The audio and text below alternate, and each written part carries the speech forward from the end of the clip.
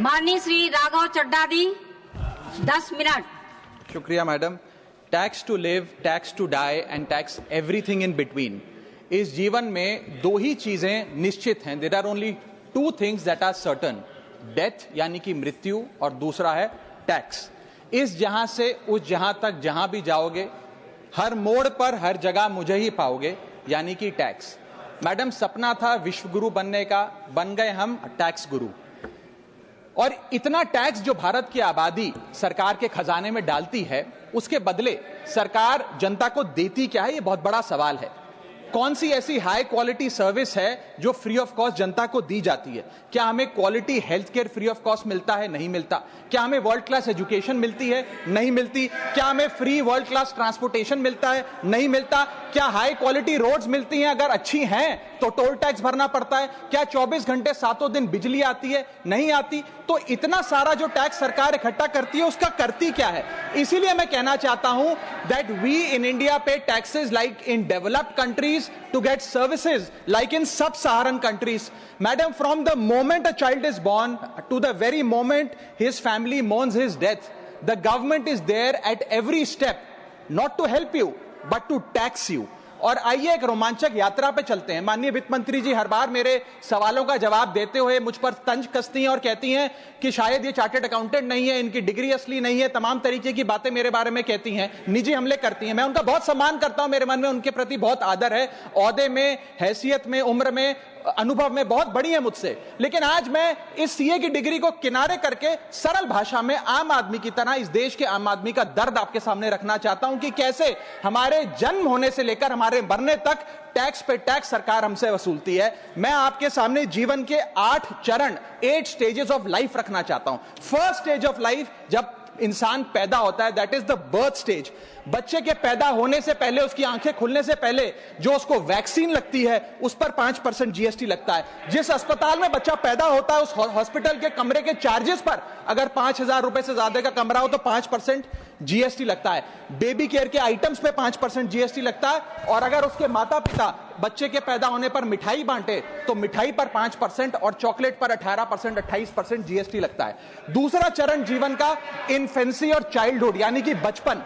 बचपन में baby food जो खरीदा जाता है उस पर 12 से 18% जीएसटी, डाइपर जो खरीदा जाता है उस पर 12% जीएसटी, बेबी स्ट्रोलर पे 5 से 12% जीएसटी, और जो खिलौने बच्चे को दिए जाते हैं उन खिलौनों पर भी 12% जीएसटी लिया जाता है। जब मुंडन होता है बच्चे का, पहला हेयर कट जिसे कहते हैं, उस हेयर कट की सर्विसेज पर भी 18% जीएसटी, और पहली बर्थडे पार्टी पर जो फोटोग्राफी होती है, फोटो खिंचवाई जाती है, उस फोटोग्राफी सर्विसेज पर भी 18% जीएसटी। यहां तक कि नामकरण की बर्थडे पार्टी जो की जाती है उस पर भी, केटरिंग सर्विसेज से लेकर खान पर 18% जीएसटी सरकार वसूलती है। अब बच्चा स्कूल जाना शुरू करता है तो स्कूल जाने पर यूनिफॉर्म से लेकर जूतों, स्कूल बैग, लंच बॉक्स, सब पर जीएसटी लगता है। 12% जीएसटी नोटबुक पर लगता है, 18% जीएसटी स्टेशनरी आइटम पर लगता है। और उसके बाद अगर कोई एक्स्ट्रा करिकुलर एक्टिविटी बच्चे को करनी हो, कोई म्यूजिक क्लास करनी हो या फिर कोई स्पोर्ट्स कोचिंग की क्लास वो ले ले, उस पर भी 18% जीएसटी देना पड़ता है। प्राइवेट ट्यूशन ले तो उस पर भी जीएसटी, और पहली साइकिल जो बच्चा खरीदता है उस पर भी 12% जीएसटी देना पड़ता है। तीसरी अवस्था जीवन की, टीनेज ईयर्स, ये वो काल होता है जो सबसे मस्त मौला टाइम होता है जीवन का, बेहतरीन बेफिक्री का। इसमें बच्चा, यंग जवान लड़का लड़की अपना पहला स्मार्टफोन खरीदते हैं, उस स्मार्टफोन पर जीएसटी लगता है। अगर महंगा हो, विदेशी हो तो इंपोर्ट ड्यूटी भी लगती है।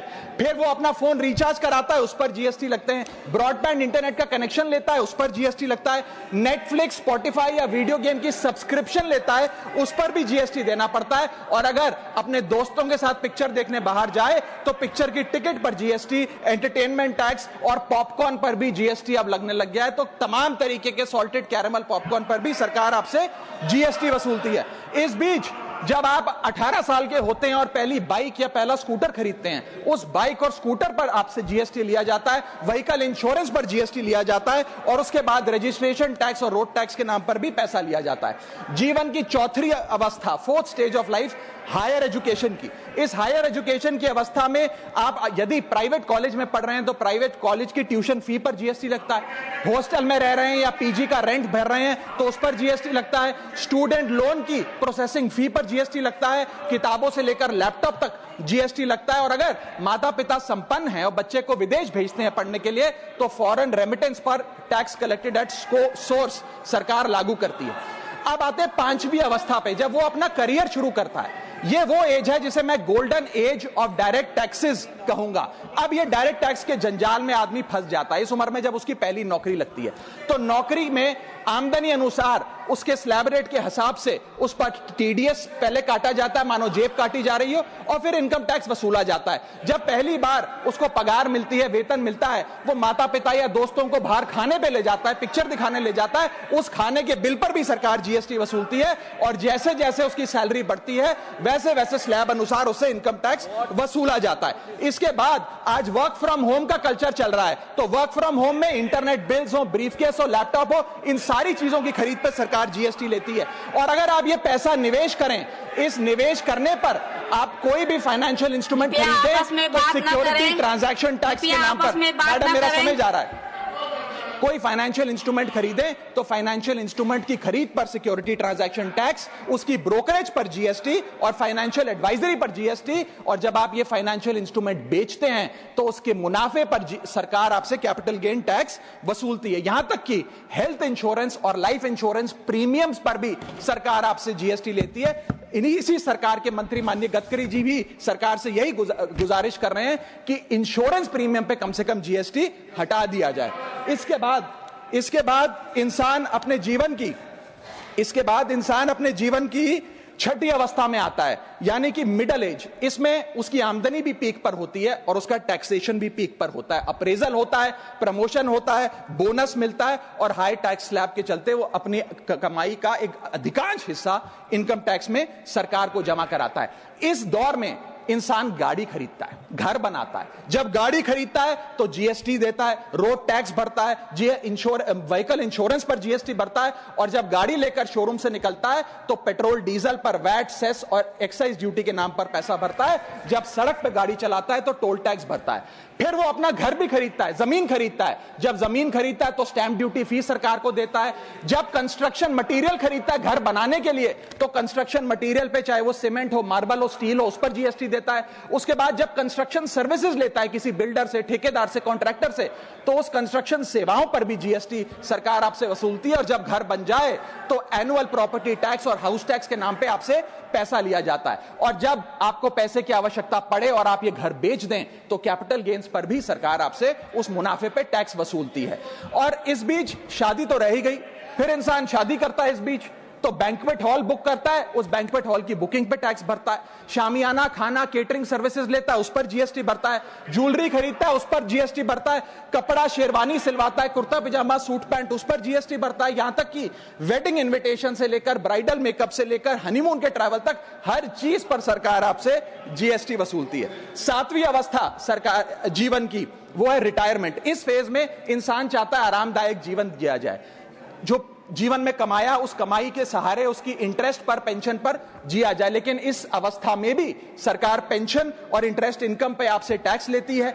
बूढ़ा हो जाता है, दवाई इलाज की जरूरत पड़ती है तो हेल्थ केयर बिल पर, दवाइयों पर आपसे जीएसटी लिया जाता है। लाइफ इंश्योरेंस और हेल्थ इंश्योरेंस प्रीमियम पर तो जीएसटी लेती है। और इस दौर में वो अपनी वसीयत लिखता है, फैमिली विल। उस फैमिली विल पर जो लीगल फीस देता है उस लीगल फीस पर भी उसे जीएसटी देना पड़ता है और स्टैंप ड्यूटी देनी पड़ती है। और आठवीं जीवन की अवस्था यानी कि जीवन की समाप्ति, जब उसका स्वर्गवास हो जाता है, उसके जीवन का अंत हो जाता है, यहां भी सरकारें उसका साथ नहीं छोड़ती। यहां पर भी सरकारें उस पर टैक्स लगाती हैं। जब कोई इंसान मरता है तो उसके अंतिम संस्कार में देसी घी, चंदन वुड, नारियल, इत्तर जैसा सामान इस्तेमाल होता है, उस पर भी जीएसटी लगता है। और जब उसके मरने के उपरांत अखबार में ऑबिचरी की इश्तेहार छपाया जाता है, उस पब्लिकेशन ऑफ ऑबिचरी न्यूज़पेपर पर भी 5% सरकार जीएसटी लेती है। और मरने के बाद जब प्रॉपर्टी उसके बच्चों को या परिवार वालों को दी जाती है, उस म्यूटेशन पर भी सरकार आपसे ड्यूटी सेस लेती है।